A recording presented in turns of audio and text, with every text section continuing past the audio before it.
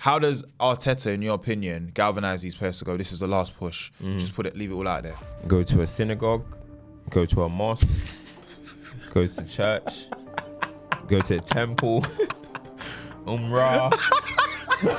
Pray! I'm not buying into the notion that Arsenal bottled anything. Yeah, they didn't bottle the league. But what I would say is they fumbled an opportunity. Who has been your player of the season and why?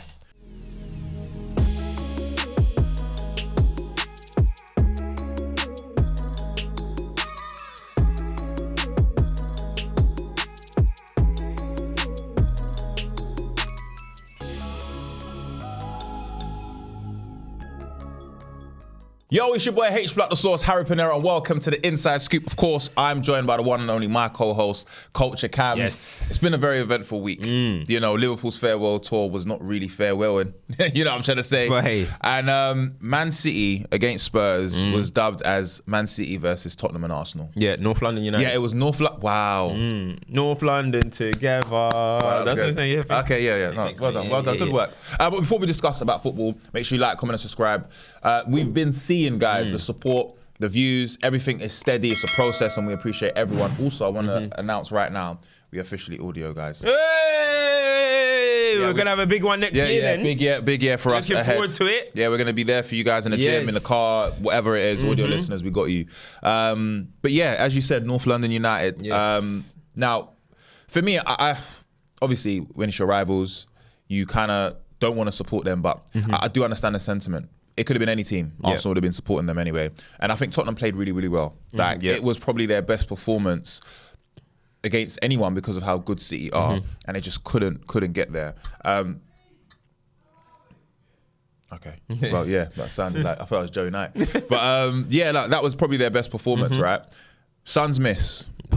You know, like there's moments in it, because you was there and you can explain to me what it was like in a stadium, because I was listening to the commentary and it was like, it's a weird game, it feels weird, you can explain after, but Suns miss could potentially go down as the pivotal moment in this Premier League season. You was there, you watched it.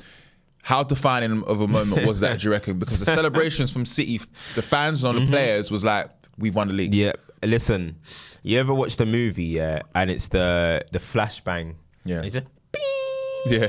Like when Son was getting, it was like when he was just running, and for him to miss, the whole, I'm telling you, the whole stadium could not believe it. It was like, I was looking at Akanji slipped. All I was thinking about, not slipped, he got tackled. All I was thinking about is Steven Gerrard v Chelsea. I was like, nah. I was like, this is the moment. Arsenal gonna win the league. Like, this is it. And then Son misses. But like, I can't believe Son went across him instead of to that side. Like, Son is arguably the best finisher in the Premier League if you're talking about one-on-one finishing. Devastating finisher. Actually being clinical, overperforming your XG, every underlying stat, Son clears it. And for him to miss that, listen, Arsenal fans will hate that man forever. And it's fitting because he's a Spurs fan, a player, sorry. Listen, forever. I can't believe that was a surreal moment. Do you see Pep Guardiola? The man dropped to a floor. I think he spat on himself. No, he's a mess. He's a mess. And Son Heung-min is through. And Ortega smothers. He's a mess. No, but no one can ever say he doesn't care about football. That is a psychotic football man. He was so like animated all game. Like I was just looking at him. We were literally directly like across him. Yeah. All game, like bad passes. What was it? He wasn't cool at all. He was not cool. Like full pressure moment. He understands it. So when people say like, don't get bored of winning, this guy doesn't get bored of Impossible. it. Doesn't get bored of it. So what was the atmosphere like? Because there was a lot of talk about Spurs fans. I saw some stuff on the news about Spurs fans outside a hotel that wasn't even actually Man City's hotel. There was a lot of Arsenal fans. Arsenal fans being outside. The Man City, whatever, all of that stuff. Yeah. What was it like for you? The atmosphere. Did it feel like Spurs fans wanted Arsenal to, win the league or not win the league? It's a weird one, because I'll be honest, like the fans, the loudest chants were something fucking hate Arsenal, and the other one stand was up if you hate Arsenal, and stand up if you hate Arsenal. Those two were ringing off, right? But I'm not gonna lie, like in the beginning it was a bit okay, cool. Those chants will boom, and it was a bit flat. But then after a while, once Spurs were playing well and getting chances and getting in behind, the fans started getting back into the game. I'll be honest. Like I saw Ange beefing the fan and behind him, Yeah, I saying saw that. the game or whatever. Yeah. So obviously there's going to be some fans like that, but they were still supporting the club. So I don't know if there's anyone that like weren't there, and there's probably going to be a lot of social media talk.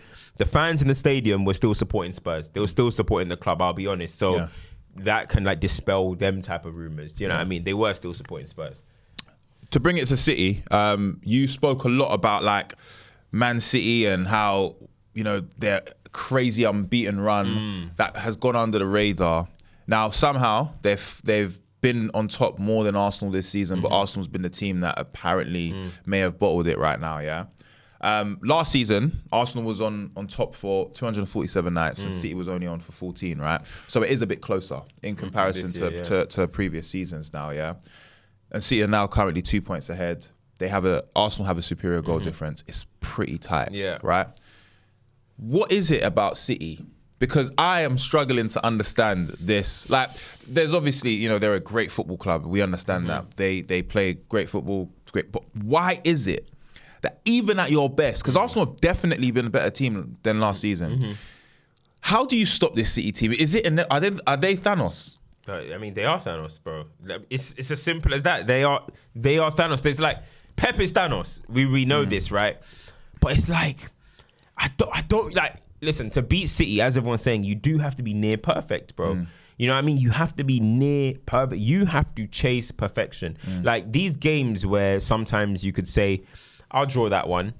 I'll just get a result away from home at that one and then move on. Nowadays, you have to win home. You have to win away. That should be your mentality now. Like Fergie, or when we had Fergie, he would calmly draw against every single big team, beat everyone at home, win the league. That was his mentality in a way.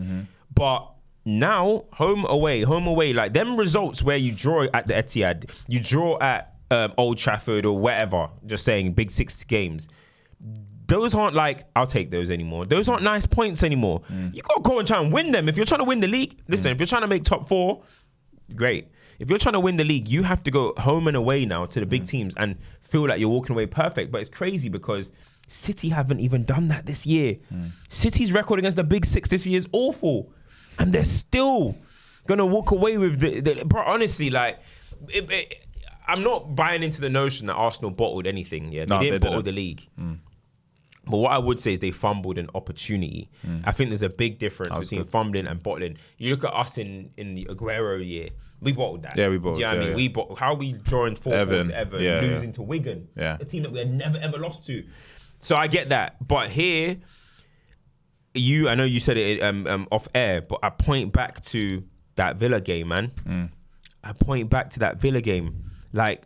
What an absolute unnecessary loss. That loss is... And people are going to say, well, you expected us to win 18 out of 19 games ending the season. Against this City team...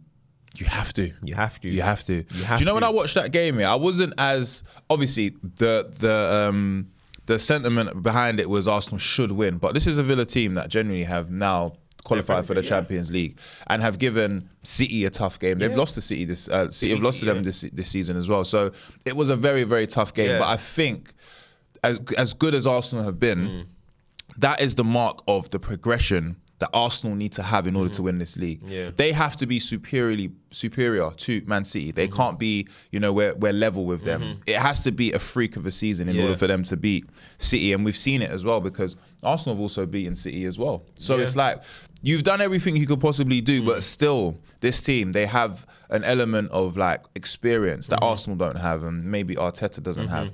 I think Arteta's been an incredible coach for Arsenal this season. 100%. But the OG wins. And he's 2 points ahead. I don't see them losing to West Ham. Now, I did say they was going to drop points. I think I said this earlier, and I thought yesterday would be the game. That Son opportunity, I just felt like Spurs, as much as people would write them off, they are just... They can do their job, but yesterday it proved. So my next question for you is, it's been 2 years, and Arsenal have basically been the only team to try and challenge Man City, right? Can we look at this season and say this is another development for Arsenal, or would it be now 4 years, or are we looking at 4 years with no title from Arteta? Because I think it's Glass half full, glass half empty. Glass half full, glass half empty. So I think it's a bit unfair to say 4 years because I feel like we've just spoken how great City are, but Arsenal's the only team doing it. So the way I look at it, right, is you always got to draw to history for parallels, right? For certain teams, great all-time greats or relegation, whatever it is, this is the best way to compare. Like sometimes you look at history, you look at what's going on now, and I look at Arteta, for example. People are going to say, his 5-year run, he's only won one FA Cup. Now, if you say that, and you say he's done a poor job, just from that view, that's your own. But when you look at it contextually, those first 3 years, he was building the squad. He was building the squad. He was dealing with egos. He was dealing with what he had to do, and he did it well. I look at him from the last 2 years, right, as that's when I'm going to start judging you, because he has now got his squad and he has now been ready to compete, right? Last season, they surprised everyone. This season, they're going again. And that's their side that's clearly showing that they're ready to compete, right? And that's why, for me, you can't look at him and just say, 5 years, one trip. What did you expect him to do when he just walked into that Arsenal team, that stinky Arsenal team? Nothing. So when you look at him now, okay, this is a manager that's showing he can go toe-to-toe with Pep Guardiola, with his team can go toe-to-toe with Manchester City. You look at it, right? The only thing that I would say that where I think Arsenal may have missed the boat is that when Man United were finally ready, that 2-year period I'm talking about with Arteta, we won the Prem. We didn't win. Leeds won the last English division. We won the Prem the next year. We finished second that year. When Klopp finally finished second, 18-19, the next year they went and won the league in 19-20. Yeah. Chelsea, they finished second in 03-04 to the Invincibles. The next year, they won the league. You know, Man City, 10-11, they finished third. Next year, they finished first. So I think Arsenal just not winning the league this year, after last year getting so close, this year getting so close, they're doing something that the other top teams didn't by not winning at this period. Do you get where I'm coming from? Spurs were the only ones who were close and they didn't end up going over the line. I think they finished second and they finished third and second. So what I would say is that they may have missed a little bit of a boat here, but they have to go again. But in this period where everyone's judging Arteta and saying 1 trophy in 5 years, blah, blah, blah, it's really agendas talking. The last 2 years, they've been ready to compete and they have competed. Now he has to get over the line, though. He has to keep going. And I know, I get it, 4 seasons trophyless isn't great. Next season, I do think they have to win a trophy. But look at it in the grand scheme of things. 2 years being ready and they're here, they're competing. They're showing that if anyone's going to capitalize on City, it's them. But I would say football moves quick. Yeah. A lot of people are saying, well, when Pep goes, Arsenal are going to dominate this thing. Bro, football don't work like that. No, it doesn't. Doesn't work like that, bro. And you know what? I do echo your point because I do think that with Arteta, his job has been looked at as something that any manager can do. What he dealt with at Arsenal, getting rid of Aubameyang, Ozil, Lacazette, changing the culture of the club. Arsenal look a totally different team, down to their players, even down to the way they do the media. Like, I think everything has changed at the club, right? That is, I think, Edu and Arteta's relationship is a testament to that. But I also feel like football, we've lost that element of time, giving managers time, especially at top clubs. They're going to say we're hypocrites. Yeah, no, I do,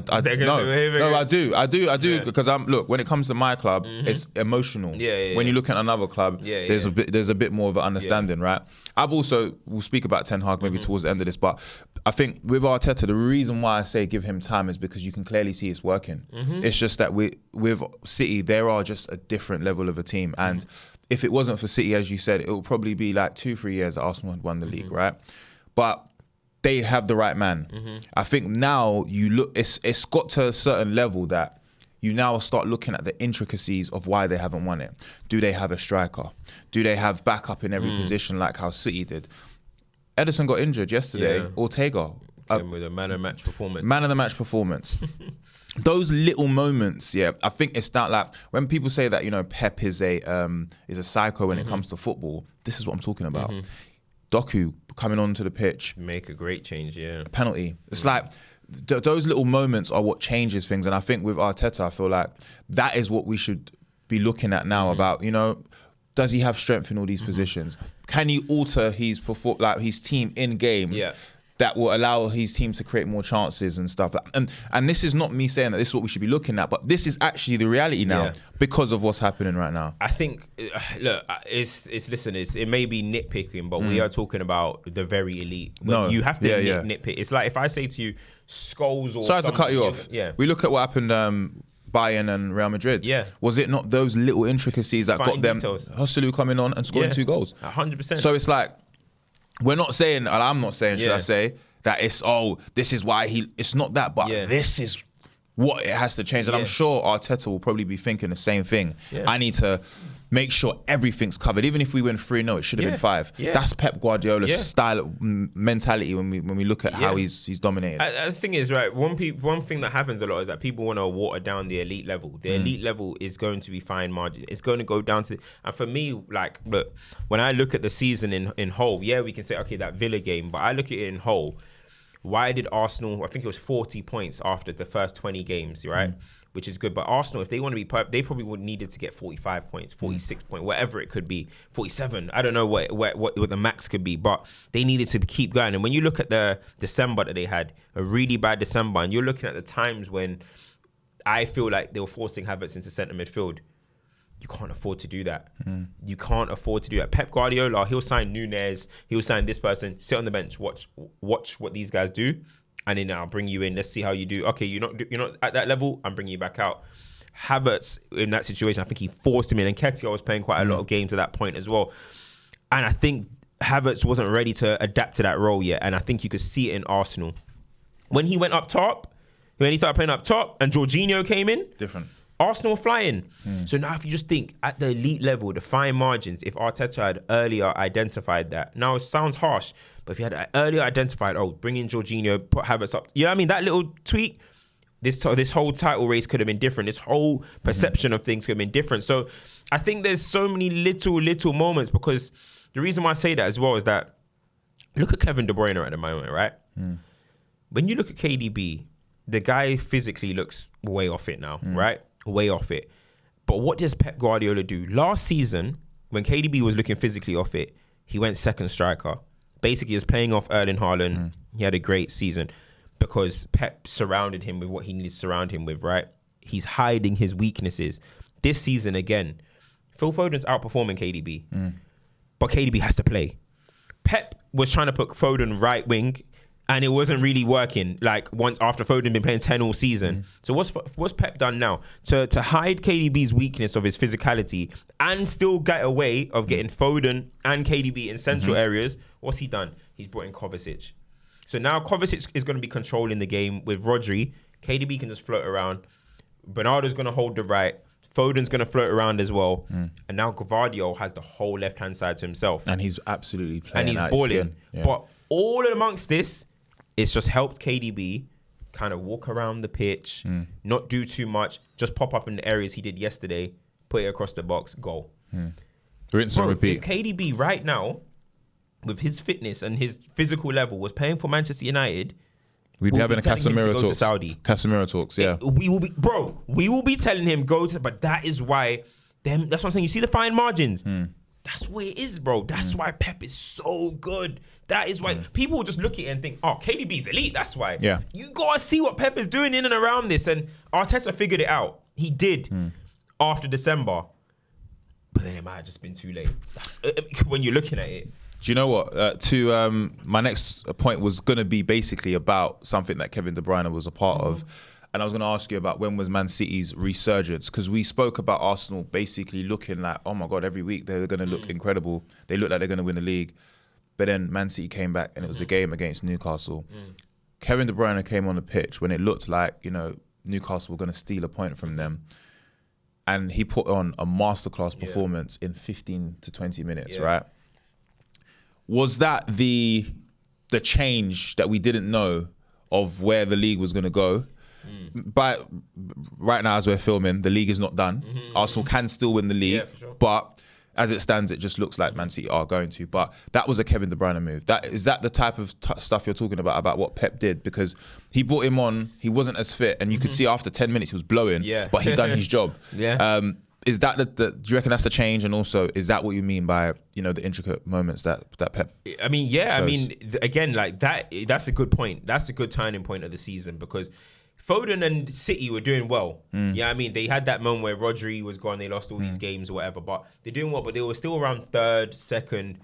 Not too far. I think they were a couple points off, but they were still in and around. Yeah. So it was like, oh, well, Foden's got them there. Now wait until KDB and Haaland come back and they'll go. And that's exactly kind of what happened when KDB came back in that moment. He just kind of put the league on notice. You know what I mean? Like, we're still the big dogs here. So I think that was a massive moment. But do you know what I think another massive moment was?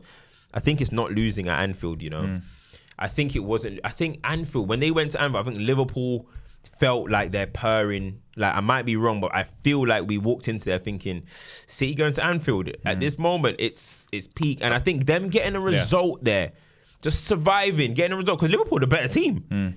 Them just surviving at Anfield, I think, was super, super important for them as well, man, going for the rest of the season. I think also, with that Liverpool squad at the time, I throw back to when we was basically, it was a 3-horse race, right? Yeah. And Liverpool at that time were just getting results, last minute goals. It was given like, this is the team that we need to watch out for, dark horses, right? And you're right. I think had City have lost that game, drew with Newcastle, then we probably would have conceded that it is down to Arsenal. Maybe the pressure would have been a bit more for Arsenal, but there is something that, sometimes it's like, don't speak about it. Ooh. It's the 115 charges. Now, that is something that's off the pitch. Do you reckon that contributes in any way, shape or form to what is actually happening on the field? Because it is something that I feel like some of the breaches are, like 49 charges of, miscalculation of money and fees and stuff from 2009 to 2018 during a period where Man City's development season by season has been, the world has seen it. Do you reckon that has anything to do with what's happening on the pitch? And can we, like when they say can separate the art from the artist? Yeah. Can we do that in this case? Because for me, I can.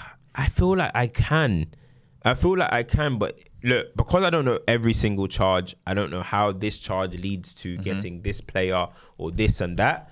I can't really speak on that side of things, but I still just look at them on the pitch. And I can't remove how Pep is coaching them. So these are some of the charges, right? For 9 years to 2017, the club did not provide accurate financial information about their revenue. From 2009 to 2013, they didn't give full details of how much they were paying their manager. Okay. From 2010 to 2016, they didn't give full details around payments to players. From 2013 to 2018, they didn't comply with the UEFA FFP regulations. 2015, 2018, they didn't do the same for the Premier League. Okay. So, I mean, if it's like potentially breaching FFP, then that means it's obviously helping players come into the club and stuff like that. So there I can hear it. Now, I hear other fans where they can put that together. Like, okay, if they're violating FFP, violating the payments or whatever, I understand that. But me as just it's so hard because as a football enjoyer, you don't want any situation where something could be tainted. Yeah. And again, this is all allegedly, right? But when you're looking on the pitch and you're seeing KDB produce magic, you're seeing Foden produce magic, you're seeing Haaland producing what he produces, you're seeing all these players, it's hard to kind of be like, well, they got charges, so this is... It's invalidated, yeah. You know what I mean? Like, the way I'm watching this quality... Now, if it does happen, in hindsight, we will probably look back at these eras, and or it'll be whenever, tainted regardless, or whenever it was, because it doesn't sound like it's really affecting now. Maybe it was respecting back then, or it depends on what players have come in that period. But then we'll look back at it and be like, okay, that moment's tainted, that moment's tainted. The same way it happens with boxers that win and you find out they've got drugs. All of a sudden, you forget that they knocked the guy out. You don't care no more. You're like, he's a cheat. People that win races, he's a cheat. But that's all going to have to be in hindsight. In this current moment, I just have to sit there and be like, well, this team is great. This team is great. Because if they turn around, now, I personally don't believe you can have 115 charges of anything in life and be innocent. It's impossible. Imagine having 115 charges of theft, of assault, of harassment. Come on. Yeah. Do you know what I mean? But if they bust the case, they bust the case. You know what I mean? What can Innocent we do? We till have proven to guilty. move on. Exactly. We have to Fairs. move on. And I just don't like at the same time where like it only sometimes get brought up when City, like I was seeing it so much yesterday. I'm like, yeah, but where were you guys when you guys were praising them the whole time? I mean, if you're going to keep the same energy the whole way, then cool. Yeah, yeah. Don't just do it now. I've never you see that City are going to win. Do you know? the league. I agree with what you're saying. If someone is been charged or whatever it is with something, 9 times out of 10, if it's a lot of people saying it, there's some element of truth to it. 115 is crazy amount of number. That's a lot. That's a lot. Man. However, as a football fan, that has nothing to do with us. Yeah. Genuinely, it has nothing to do with us. Like, you know, I think the reason why people are probably, you know, having a little fit about it is because Nottingham Forest and Everton have both had that, and it's been dealt with quicker. But I think with City, it could be bigger than what we think it is. I mean, Nottingham Forest and Everton are dealing with 1-2 charges. Yeah. These are dealing with 115. Yeah, so it's going to take some time. I understand it's going to take some time, and at the same time, if with 115, the potential punishment could be monumental. Yep. Whereas Everton in that, okay, 10 points, 6 points. I mean, you can't just walk away with 10 points to Man City. If it was true, they'll catch it back up. It's gonna be so huge. But that's what I'm saying. I think everyone's just wait because let's be honest, right? None of us really even understand the. No, I don't understand. I just read it and I swear. I don't even understand what again. Like I don't understand it. So man will just wait and see. Like if it was like City are playing unregistered players, then I understand that. Or if they're paying the ref. Do you know what I'm trying to say? Yeah, but this when is I'm down to seeing, like football. Revenue. Like, come on, man. Yeah, I don't know. like it's moving like it's coming out of our pockets. Do you know what I'm trying to say? like- I don't know, bro. But yeah. How that affects the pitch. All right, so we have Super Sunday. Wait, I got a question for you though. Oh yeah, go on. I got a question for you now. Man City, Yeah. they can have the opportunity to do a 4-peat. Yep. Yeah, they've done 100 points. Centurions. Yeah, in this period, Yes. from Pep Guardiola, 100 point Centurions, domestic treble, unbeaten runs that are so many unbeaten runs, win streaks, most away wins, most home wins, most goals scored, actual treble as I think I've said, and yeah, the 4-peat.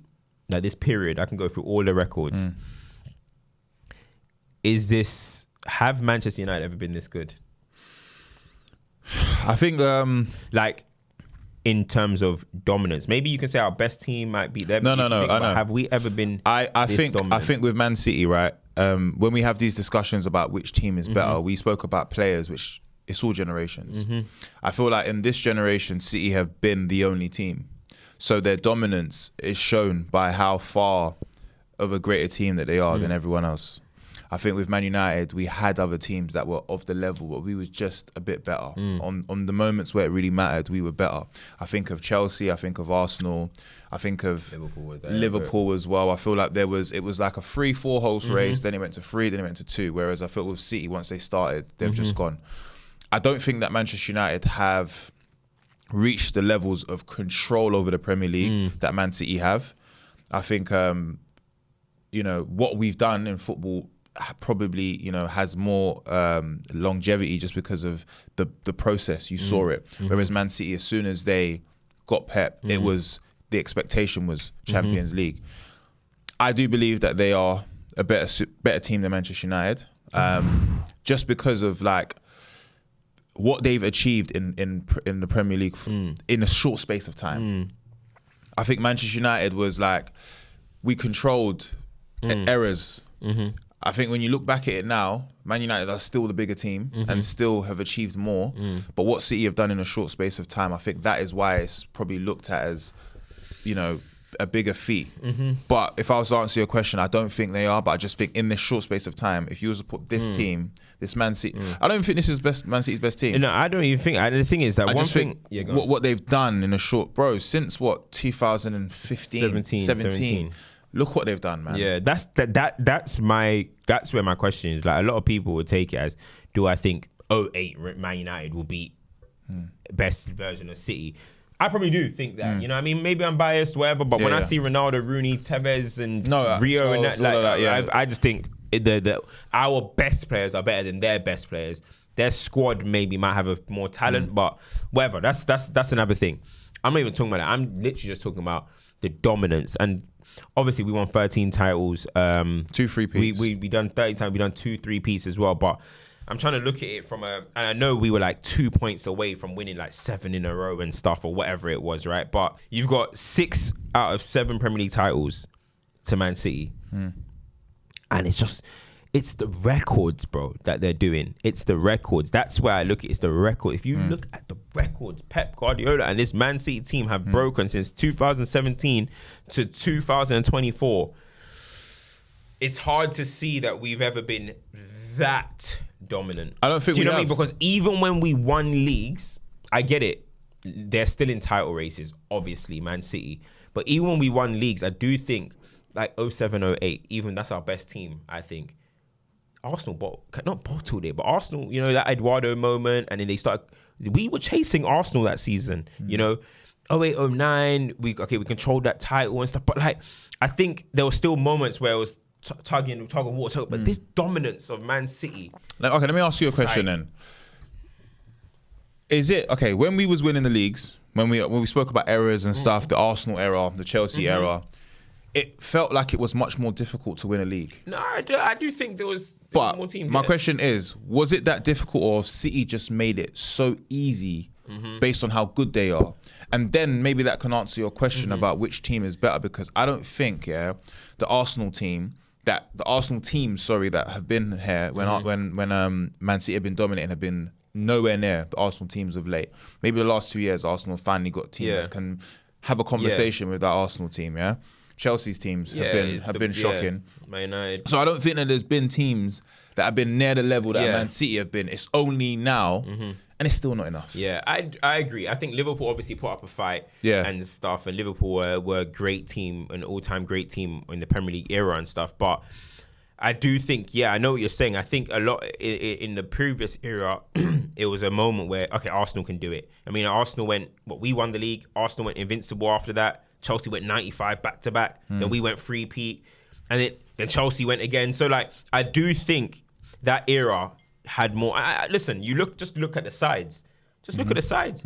Chelsea were running around with Didier Drogba, Ballack, Ashley Cole, Lampard, John Terry, Carvalho.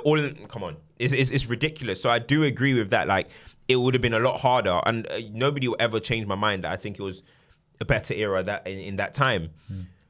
But obviously, we can only talk about eras. We can only talk about. That's why I said the word dominance. I didn't even say better. It's the word. It's kind of like dominance. I don't think we've seen dominance like this. No.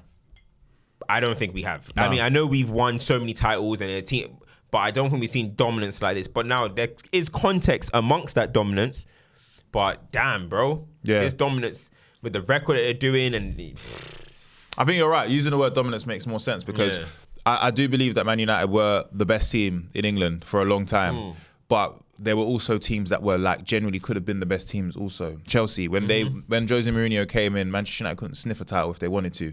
Like, it was literally them 2 years back to back. Chelsea, it's their title, whoop-de-doo. Arsenal made it very difficult for us to even complete 3-peats because they were so good. Whereas City have basically set the standard.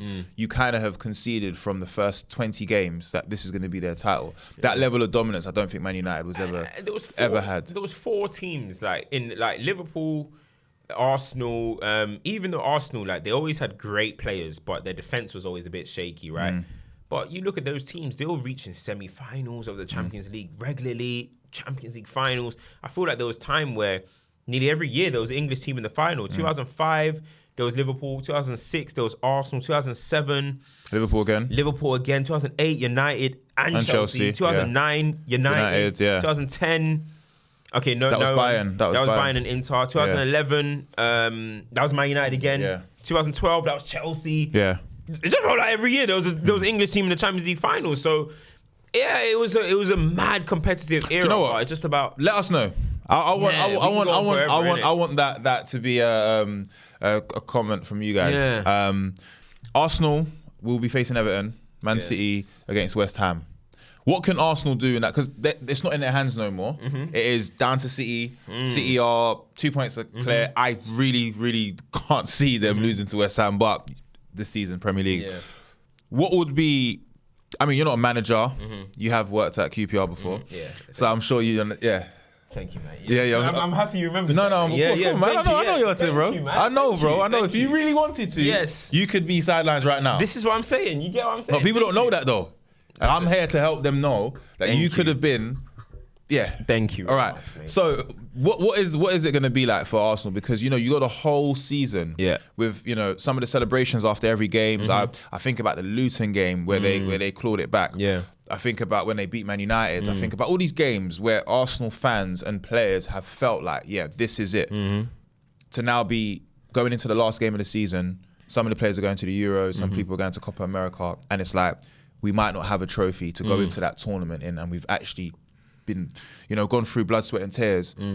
How does Arteta, in your opinion, galvanise these players to go, this is the last push, just leave it all out there? You know what he has to do?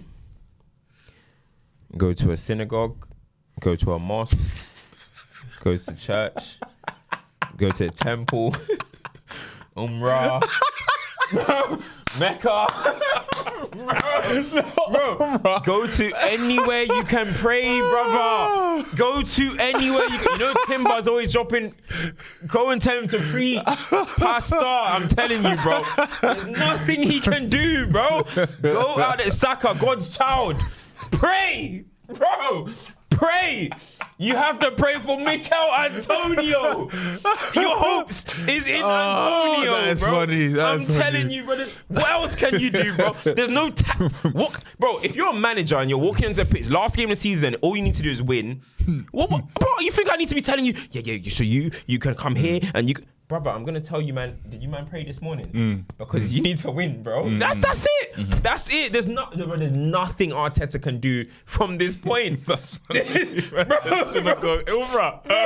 I'm screaming. Where's an Umrah? Bro, Wow. Nothing you can do, bro. Just pray. You have to hope and pray. Get your job done and pray on it. Because look, that's the same way we went through 11-12. We had to just hope. And in the end, it didn't get done, but we thought it was done. It didn't get done. This is the funniest thing, quickly, like this is the funniest thing. Arsenal fans have experienced tough times in the last 20 years, 100%. But like, listen, this isn't a new feeling, bro. We've been there. We've had the Aguero moment. Nobody will ever have a worse moment than that. I know everyone says, oh, Liverpool got 97 points. Oh, Arsenal have got more wins than the Invincibles this year and they're still not going to win the league. Brother, 93-12. That's what we received. Liverpool have received some tough 2-0. Coutinho put them 2-0 up and Gundogan went and scored and they went and won the league last game. People have received heartbreak. This is just Arsenal's time. But don't worry, people. City's time will come. It will come. It will come. Don't worry. Somebody will slay the dragon, bro. Somebody will. And it's going to be Ineos' army! Hey! Ineos' army! We're coming for you! I know, but do you know what though?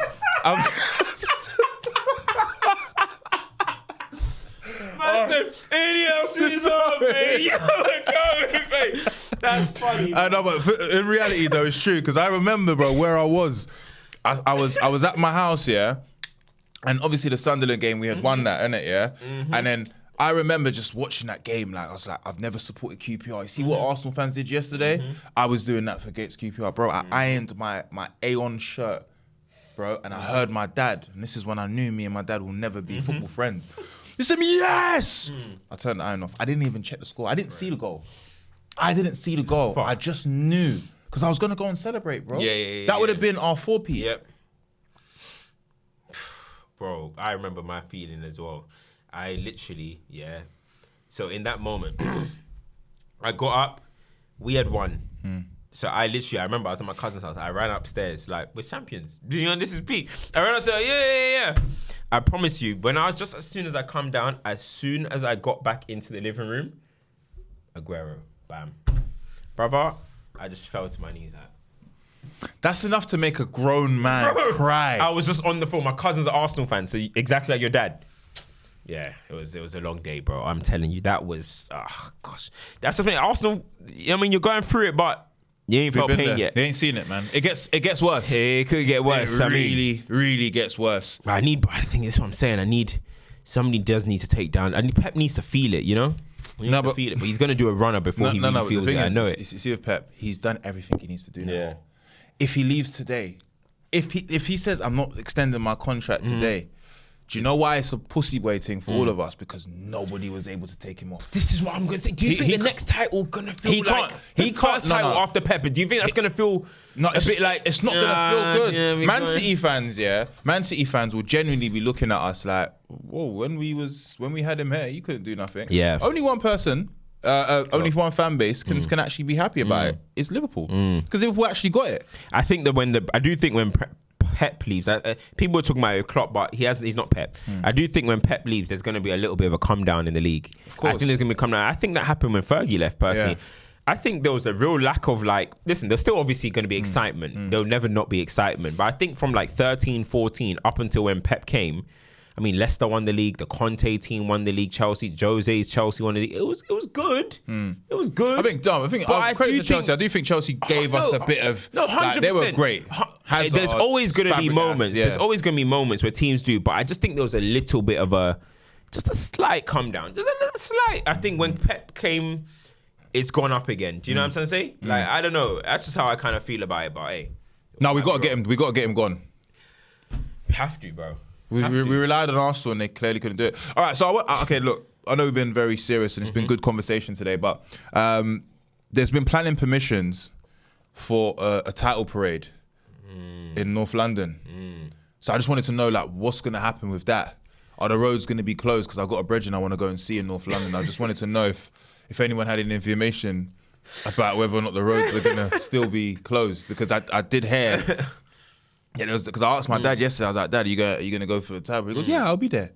I don't think he'll be there. So, just if anyone knows, just please. You better open that jerk shop up. Yeah, because I need some jerk. That one by the Emirates. Just you guys don't have to close. Open. Yeah, and even the co-op. I used to work there as well. So yeah, just let them know that Harry will come in tomorrow. But all right, cool. Back so shift. Title basically season's done. We are going to do a separate episode about players of the season, but just now. Before we wrap up, who has been your player of the season and why? And then also, player of the season, and I want to get a manager of the season as well from you. Player of the season. I'm going to go player of the season with... I'm going to go with Foden. Yeah. I'm going to go with Phil Foden. I think it's been...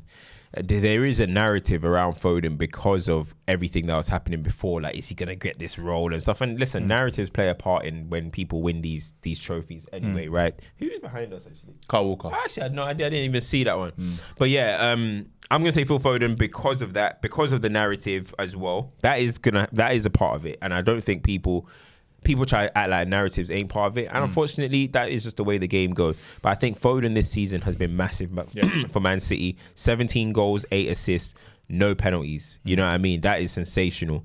I mean, everyone had question marks about if he's going to settle into the team. And I said Foden will have an immense season this year. And I will, by the way, be pulling up them receipts. Do you remember what we spoke about? Yep. Listen, guys, generally, see us when we speak about football, have some manners, man. Yeah, we don't always get it right, but 92% of it is correct with facts.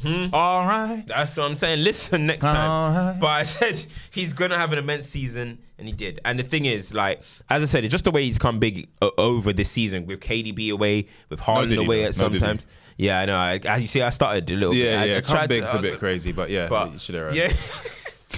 But yeah, I just think it's good. I think it's Foden. I think there's some close ones. There's Declan Rice. I think has been great. I think Saliba and Gabriel have been brilliant.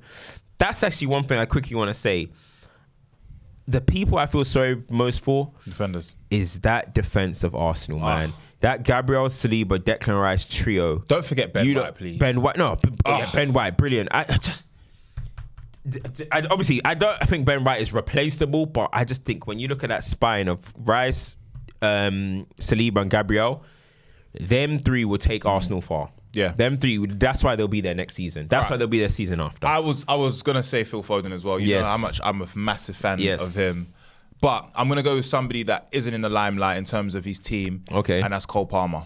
Oh, the reason why I'm going Cole Palmer, I do think it's Foden, but I want to give it on. This is, if anything, it's an honourable mention to him. Yeah, I think he has shown how much of a great player he is in a team like Chelsea that have genuinely been super, super poor. Mm-hmm.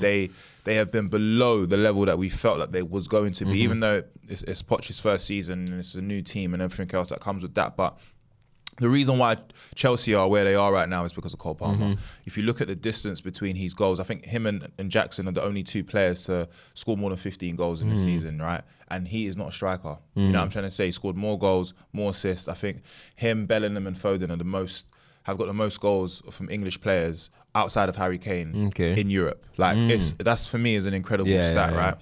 But then it also shows this player has just come from Man City. That's the level. If they can let him go and him to be at Chelsea, and I just think, you know, when they say build teams around players, he's that player for me. I think he's shown so much maturity in games, even to score against City, a penalty as well. Like, nerves of steel, that celebration, it's self-explanatory. And I think, you know, if Chelsea do have a good season next season, I think it will be because of him. I think Chelsea will. Yeah. I think Chelsea will be back. Not to win the league, but I think Chelsea are going to be good next year. I won't be surprised if they get top 3. Yeah, I've said that. I think they're a top 4 team, 100% next season. All right, manager of the season. Manager of the season. I'm going to give it to Unai Emery. Yeah. He deserves respect. Let's put away the Arsenal stuff. Let's put away remontada. Okay, it was a great moment for Barcelona. It happened. Do people know that Unai Emery has the highest win percentage in PSG history? People talk like he's a PSG flop. He won 3 trophies in 1 season. He's won a Liga. Like, he's had a good moment, but the remontada kind of stained it. You know what I mean? It really did.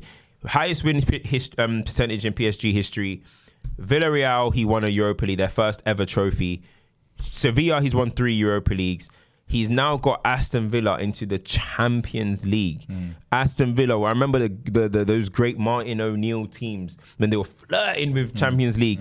They were with Ashley Young, John Carew, Gareth Barry, James Milner, Stilian Petrov. Nice team.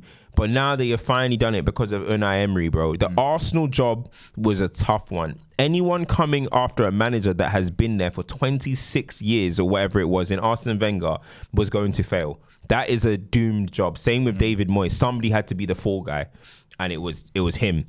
He is a top manager. He is a top manager. I don't see how you can say it. He's got a CV. He's overachieved with teams, and I definitely think he deserves one more chance at a big club. This whole notion that he can't handle at a big club, you can't handle at a big club with 76% win percentage. I've never heard that before. Do you know what I mean? He deserves another opportunity, bro. Sorry, let me not disrespect Villa. I hope he continues with Villa. Let's see how they do next year. I do think it'll be tough, same way it was for Newcastle. But listen, Unai Emery, absolute gaffer, bro. Yeah, I agree. I think I don't think Arteta and Pep have been like the main, obviously the players, whatever, but I just think what Unai Emery's done is so difficult to get into the Champions League and to be consistent in a league in which, you know, he's had like some bad times with Arsenal, and even that, it was still a top 4 manager, right? But this season he's shown they have played great football. They have been expansive with their play defensively. And they did this without, you know, their main centre back with Tyrone Mings as well. And being able Torres is better anyway. No, but also Konsa as well. I've said very, but you know, Mings was for sure. That was and then McGinn, I think Bailey, you know, Diaby, Watkins. They've just been a joy to watch, and also that is a credit to Unai Emery. The way it's just that he feels like he's on the pitch. Like, that's how much of a manager he is. So credit to Unai Emery, what a manager. But yeah, that will be just a little indication of who we think the players and the manager of this season. I want to give a shout as well to Sean Dyche. I also want to give a shout out to him because I think making sure Everton stay in the Premier League has been incredible. When they said he wasn't going to make it, he done really, really well with the points that got deducted as well. Exactly, bro. What a guy, Sean Dyche. Bro, well. Sean Dyche, like, Everton are meant to be 10th right now, joint 10th. I mean, that's an incredible season. Without the deduction, they're meant to be joint 10th. Like, Everton were one of the people that you'll be saying will get relegated. This year, it looks like that's meant to be the case. But as I said, they're meant to be joint 10th. I think it is with Bournemouth. Had a brilliant season, bro. really good season. Defensively solid. One of the best defensive records in the league. Typical of Sean Dyche. So massive shout out to them, man. And listen, obviously Pep and these guys at the top have done a great job, but I just think Unai Emery and I think Sean Dyche has just been great, and also the Bournemouth manager as well, Araola, he's been great as well. But yeah, man, there's Crystal Palace manager as well. He's coming through quickly. Got Glasner, innit? Glasner's doing a mad thing still. Bring Leeds into United still. All right, well. Yeah, so we can ruin him, yeah? Yeah, no. Ineos. You get me. But anyway, guys, that has been an episode for today. We will be back again, of course, next season. Like I said, it's going to be audio based, also as much as YouTube. So, guys, thank you for your support. But keep supporting, man. Every like, every comment, everything, it actually helps us so much. I've been Harry Pinero. That's been Culture Cams. See you next time.